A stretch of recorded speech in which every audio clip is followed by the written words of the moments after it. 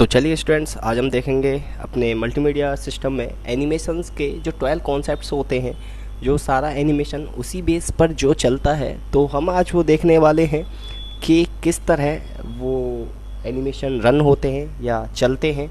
तो चलिए हम आगे चलते हैं। तो the 12 basics principle of animation are listed below, यानी कि यहाँ 12 प्रिंसिपल्स लागू होते हैं एक एनिमेशन के लिए।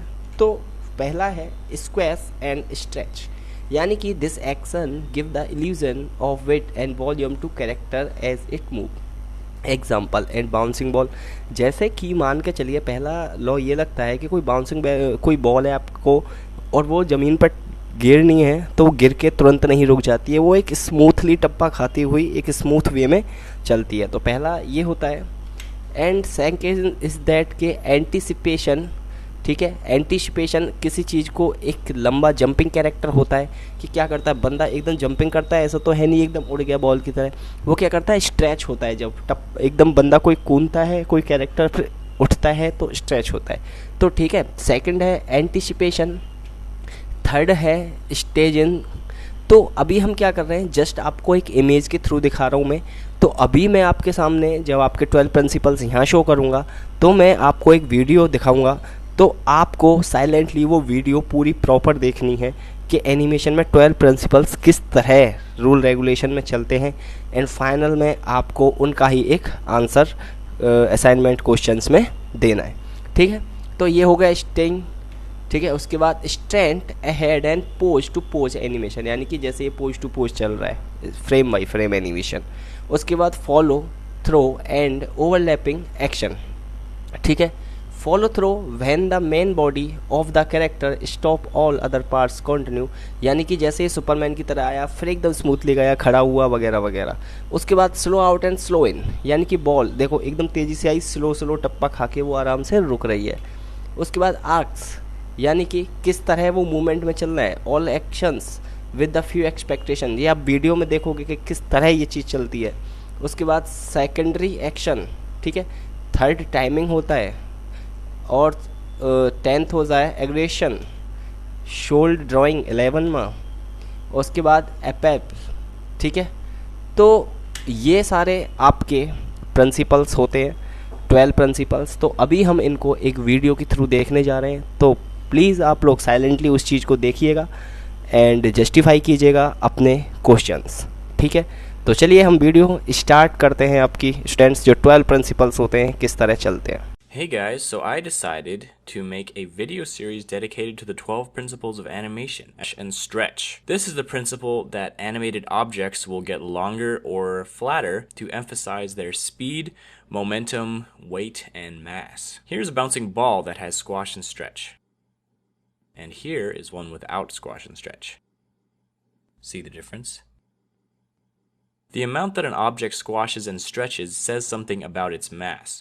The more squash and stretch, the softer the object. The less squash and stretch, the stiffer the object. This first one looks like a water balloon, and the second one probably would be a bowling ball. Squash and stretch applies to characters too. Look at how this figure is stretching from the speed that he's coming down with, and then he squashes after he lands before settling in his pose. You can also use squash and stretch to exaggerate facial expressions. Let's add some squash and stretch to this face. When his eyes are closed, his face is squashed, and when he opens his eyes in disbelief, his face stretches up and settles back to normal. It's very important to keep the volume of the object consistent. This is what a lot of people mess up with when they're first trying to do squash and stretch. They'll elongate the ball like this and flatten it like this. This is what you should not do. The overall volume of the ball must be the same. So as the ball gets longer, it also gets narrower. When it gets flatter, it also gets wider. The same goes with cubes. If you're going in with one line, the other lines must go in the opposite direction. The cube should start out narrow, get flat, get narrow again, and then rest. In-betweening with cubes is easy because you can measure the line in between the two lines and then connect them to make the cube. If you master squash and stretch with cubes, the next step is to try to do it in 3D.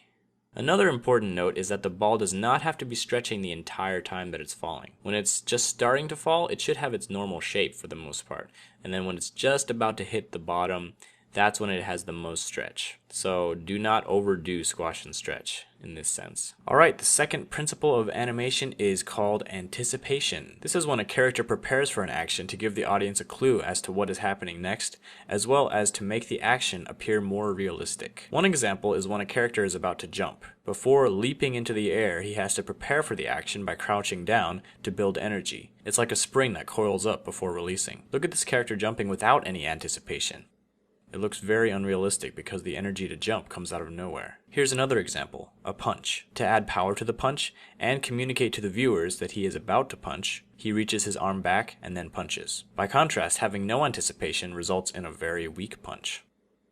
You'll see this in a lot of cartoons. Before running, a character will wind up before taking off. In the previous video about squash and stretch, this face actually uses anticipation as well. Instead of immediately stretching up, the face squashes first to anticipate the stretch and give it more power. Anticipation helps communicate actions to the audience by preparing them for the next action. This can happen in many ways. If a character is about to take something out of their pocket, they make their hand very visible and up in the air before going into the pocket. Otherwise, the audience might miss it and wonder how they got that object in the first place. The most important thing is that the viewer notices the hand and the pocket, so the character cannot be performing any competing actions. Let's say that something's about to happen on the right. A character may prepare for that action by pointing their eyes and head to look in that direction, leading the viewers to also look there. It's important to make it as easy as possible for the audience to understand what's going on without having to watch it twice. But this can also be used to trick the audience too, if you lead their eyes in one direction and then surprise them by having something happen on the other side of the screen. Taking anticipation a step further, you can actually have multiple levels of anticipation. Let's go back to our punch animation, where the character winds up before punching. This animation has one level of anticipation. Now look at this one. The character is actually winding up for his wind up by going forward, then winding up, and then before punching, he throws his other arm back to further anticipate the punch. This punch is very complex. It's actually similar to what a baseball pitcher does when he's getting ready to throw the ball. So the third principle of animation is called staging. Staging is the presentation of any idea so that it is completely and unmistakably clear. This is a very broad principle because it covers so many areas of animation. It can apply to acting, timing, camera angle and position, and setting. So when you're animating, you want to be in full control of where the audience is looking. You're essentially saying, look at this, now look at this, and now look at this. This control is achieved through staging. All of the elements of the scene work together to move the viewer's eyes around the screen. Here's an example of bad staging. The characters are competing for stage presence, so the viewer doesn't know which one to look at. The camera has a lot to do with this. It's important to know when to be close up and when to be far away. Far away is good for big actions, while close up is good for expressions. Don't have the main action be off to the side. It should be either in the center of the screen or in one of the thirds of the screen. If they're facing to the side, there should be more empty space in the direction that they're facing, unless someone's sneaking up behind them, in which case they would no longer be the main character of the shot. The main action of the scene should be very clear and simple. It can't be upstaged by other things that are going on. This takes attention away from the main point. It should also have proper timing. Let one action finish before the other person starts their action, instead of overlapping them. Sometimes you need to insert pauses if there's something on screen that needs to be processed by the viewer before moving on. Sometimes if there's any text on the screen, you should keep it on screen for as long as it takes to read it out loud 3 times. But it's not just about controlling the viewer's eyes, it's also about conveying ideas. If a character is sad, for example, you want to make sure that the viewer knows that and feels that. If someone's house is supposed to be very poor and decrepit, go over the top to make sure that they get it, and don't have any objects that detract from that purpose. Let's take this scene and give it the staging treatment. This fat guy is eating pizza. The idea that we want to convey is that he is a severe overeater. So let's set the stage more. Let's give him more pizza and put piles of pizza boxes behind him and stains on his shirt. Let's move the camera down below him to make him look bigger. And let's change his acting so that his weight actually gets in the way of his eating, so he can't even reach for the soda without falling over. Now let's make sure to time it right so he notices the soda and then reaches for it. Now the idea is very clear. Alright, so the fourth animation principle is called straight ahead and pose to pose. This term describes two methods used to animate drawings.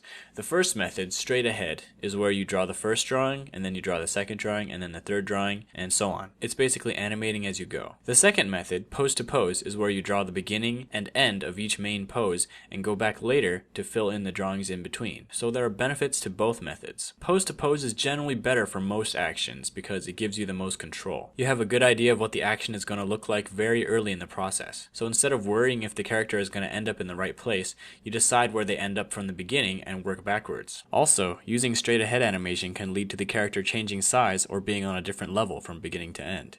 Pose to pose can save you a lot of work. If you were to animate a whole sequence straight ahead and then realize that one pose is off, you would have to change several drawings to fix that one pose. But with pose to pose, you do the main poses to see if it feels right, and you can catch problems early on. Straight ahead animation, on the other hand, is good for animation that is unpredictable. Some examples of this include fire, water particles, clouds of dust, explosions. The reason why straight ahead works well is because there are laws of physics that work at a constant rate, and it's hard to predict how it will work pose to pose. So when animating fire, for example, you just go with the flow based on what you know about fire, and let the fire kind of create itself. If we were to look at the beginning and end, we wouldn't even know how to in between it. However, you can still use pose to pose to make the general shapes and fill it in between to make it smoother. Another example of unpredictable animation is overlapping action, which will be covered in depth in the next video. Let's say that a character has floppy ears. You could draw the figure with his ears for each pose and just draw the in-betweens accordingly, but another method is to animate the figure using pose to pose without the ears, and then going through and adding the ears using straight ahead. This is good because you can focus on the figure's movements without the distraction of having to do his ears, and you can also focus on the physics of his ears without the distraction of his body's movement. This also applies to hair, tails, and other appendages. When you work pose to pose, there's some vocabulary that goes into it. There are main poses called keys, secondary poses called extremes, and further broken down poses called breakdowns. Make the keys first, perfect them, then decide the farthest the character will go in each direction using extremes, and then decide how you want the extremes to connect using breakdown poses. At this point, you can start in-betweening. Working with this sort of hierarchy will give you the most control, as opposed to doing your pose to pose straight ahead, so to speak. This is like pose to pose within pose to pose, because you are perfecting the poses at each level before moving down to the next level. Alright, so the next principle of animation is called follow-through and overlapping action. This is the technique of having body parts and appendages drag behind the rest of the body and continue to move when the body stops. Follow-through and overlapping action are often associated with another technique called drag. These names all describe the same thing but in different ways. For example, follow-through refers to the way parts of the body continue to move after the body is stopped. Overlapping action describes the offset between the timing of the main body and its other parts. Drag describes the technique of delaying the movement of body parts in relation to the main body. All three of these are basically describing different aspects of the same thing. Follow-through and overlapping action add a great deal of realism to a character. Here's a character with and without follow-through and overlapping action. Basically, when the main body moves, the tip of the appendage should be the last to catch up, and when the body stops, the tip should follow through the farthest before settling back. This is true of not just appendages, but the whole body as well. When coming to a stop, often the body will follow through and then come back. Just as a character needs to anticipate his jump, he also needs to follow through his land.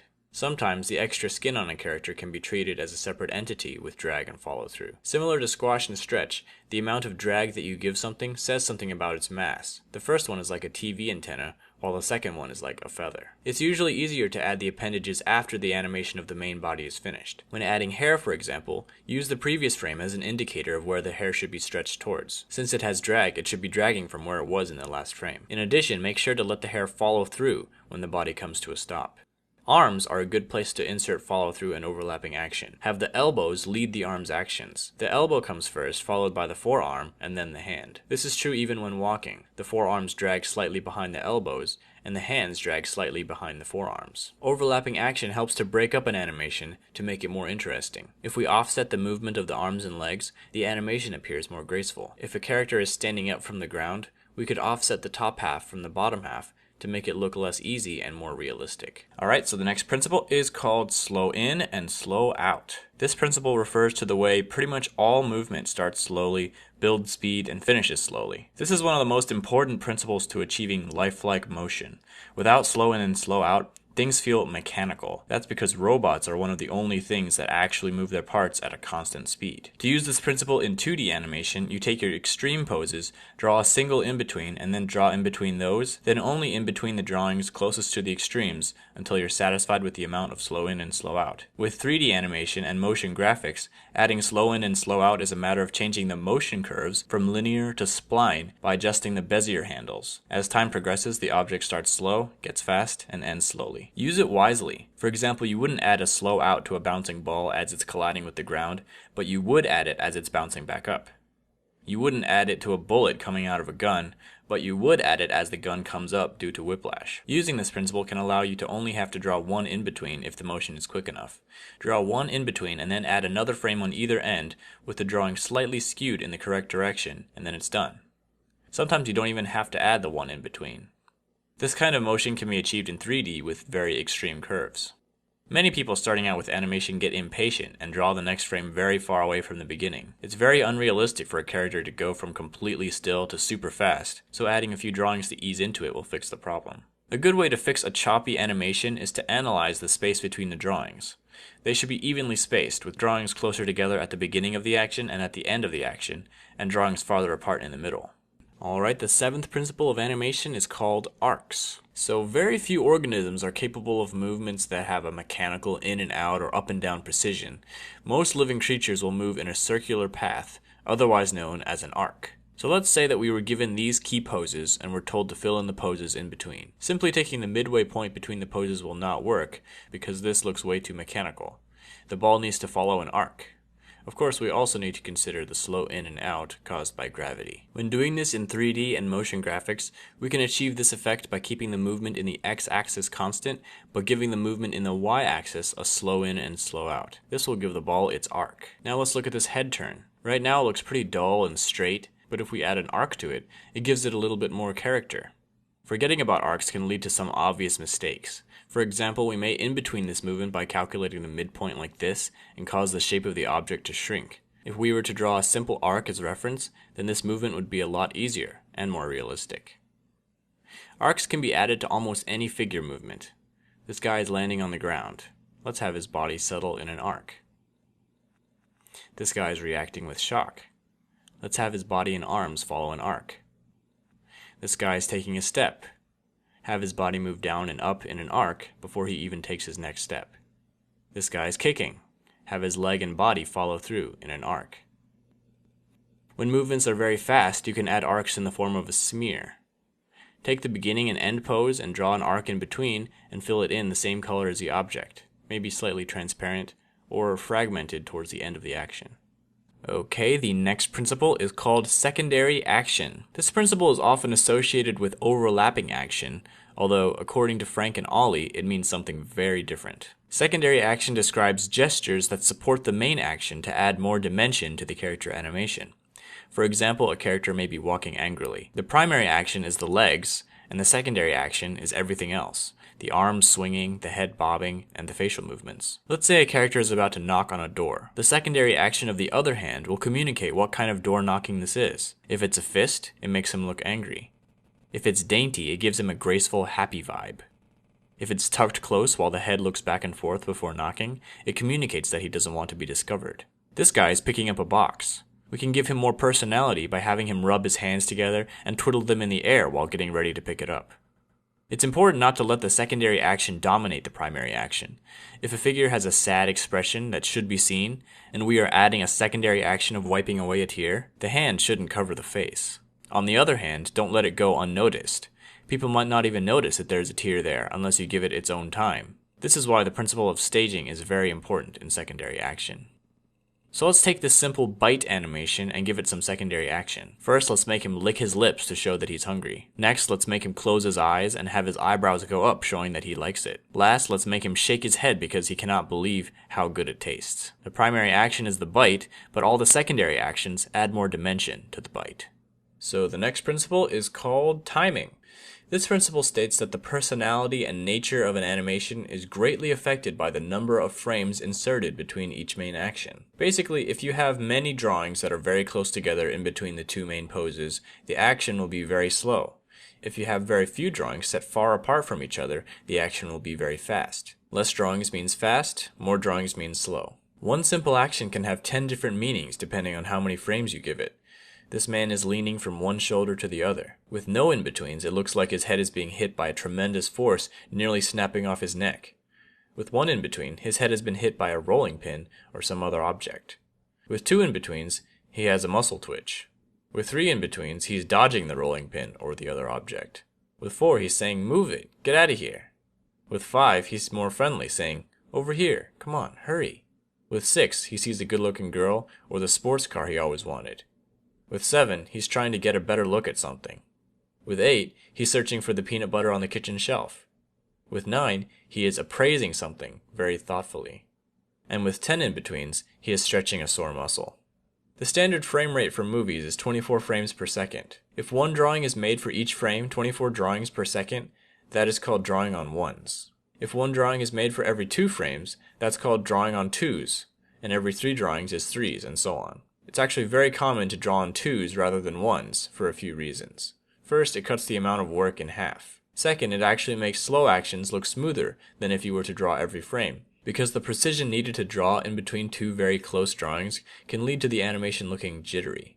Some would also say that drawing on twos is better for fast actions as well, because it gives a sparkle and spirit to the animation that would otherwise be too evenly timed and less lively if it were drawn on ones. But drawing on ones is necessary when there's a very fast action that needs to be read, often a scramble or a flurry of activity. And it's also everyone's choice how many drawings to put in between poses. Some people draw more or less frames depending on how much movement there is, and this can give a very dynamic effect to the animation. So the next principle is called exaggeration. Basically, every action, pose, and expression can be taken to the next level to increase the amount of impact on the viewer. So the early animators at Disney would get confused because Walt would tell them to add more realism, but then when they changed it, he would criticize the result because it wasn't exaggerated enough. In Walt's mind, there was probably no difference. Making it more realistic didn't mean make the physics and proportions more consistent with reality, but rather make the idea or essence of the action more apparent and real. So if a character was sad, make him sadder. Bright, make him brighter. Worried, make him more worried. Wild, make him wilder. Exaggeration doesn't mean more distorted, but more convincing. It's amazing how you can always add exaggeration. This animation looks finished, right? But let's give it some exaggeration. Now when we compare the two, the first one definitely looks less powerful, even though earlier we thought it was finished. When motions are quick, the exaggeration needs to be bigger in order to be noticed. This still frame looks way too extreme to be realistic, but when you play it in motion, it looks less extreme. That's because a lot of the frames that your eye perceives in a short time are less extreme frames, and only one of them is very extreme. So in order to boost its presence, you can either make it stay on screen longer, or make it more extreme. Since it's hard to tell how much room you have for exaggeration, a good rule to follow is to push the exaggeration level until it actually becomes too much. Then wind it back until you're satisfied with it. This way you see the whole range beforehand, instead of shooting in the dark. So the next principle is called solid drawing. This principle is about making sure that forms feel like they are in 3-dimensional space with volume, weight, and balance. One thing that makes animating a lot easier is being able to draw a figure from all angles. This requires knowledge of 3-dimensional drawing. For example, when drawing a line on a sphere, it must follow the contour of the sphere's surface. A straight line instantly makes the circle look flat. When drawing cubes, avoid making parallel lines. Lines should be bent towards the vanishing point, otherwise it will look like a flat symbol or a logo. When doing a rough pass of the character, use basic solid shapes like spheres, cubes, and cylinders to construct the character, instead of circles, squares, and rectangles. This will help you be mindful of the space they're in. Another thing you can do is draw perspective lines on the ground to keep track of their distance from the camera, so that you can know when to draw them bigger or smaller. When moving on to the clean line version of your character, be very mindful of overlap, and try to include it whenever possible. Without overlap, everything appears to be on the same plane, but just adding a single line here and there can define where surfaces come out and where they recede. Another thing to note when doing lines is to avoid symmetry. Symmetrical lines look flat. Try to pair a straight line with a curved line, or offset 2 curved lines, so it looks more natural and dynamic. The principle of solid drawing applies to 3D animation as well, in regards to portraying weight and balance in the pose of a character. For example, avoid what's called twinning, which happens when the arms and legs and other paired features are doing the exact same thing. This is a known affliction that animators have to make a conscious effort to avoid. Instead, lean it over to one side, or put one hand on the hips, or give it a slouch, or do something to show that it has weight and has to keep its balance in a 3D environment. Alright, the last principle of animation is called appeal. Basically, characters that you animate should be somewhat pleasing to look at. They should have some kind of charismatic aspect to like about them. This doesn't only apply to the hero of the story, but also the villain and every other character. Appeal doesn't always mean good looking, it can also mean interesting. So the villain should be likable in the sense that they are interesting to look at. The tricky thing about this is that everyone has a different standard for what is appealing. However, just giving your character a dynamic design can greatly boost its appeal. Here are 3 steps to doing that. First, use a variety of shapes. Instead of using the same shape for every character, try out different shapes, because there's no limit to the spectrum of crazy configurations that characters can have. Every good character design starts with a clear shape. Second, play with proportions. Cartoonists often magnify the things we find interesting and shrink the things we might find ugly or boring. For example, they might enlarge the head and eyes, shrink the body, and make the hands larger. Finding the aspect of a character that defines his or her personality and blowing it up can often create a more appealing design. Third, keep it simple. Too much information can overcomplicate the character